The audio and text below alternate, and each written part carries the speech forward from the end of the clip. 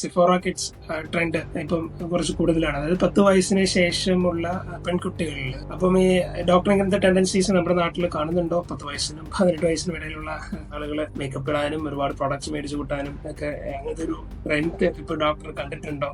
ഒരുപാട് കാണുന്നുണ്ട്. ഇപ്പം നമ്മൾ ഈ OP-യിൽ 10 വയസ്സിന് മേലെ വരുന്ന കുട്ടികളൊക്കെ ലിപ്സ്റ്റിക് ഇട്ടിട്ടുണ്ട്. പ്രോഡക്ട്സ് അപ്ലൈ ചെയ്യുന്നുണ്ട്. അമ്മയുടെ പ്രോഡക്ട്സ് ആയിരിക്കാം, ചിലപ്പോൾ സ്വന്തമായിട്ട് അവര് തന്നെ പാരന്റ്സിനോട് പറഞ്ഞു മേടിച്ച് യൂസ് ചെയ്യുന്ന പ്രോഡക്ട്സ് ആയിരിക്കാം. They are now becoming beauty obsessed because of the influence, other peoples influence.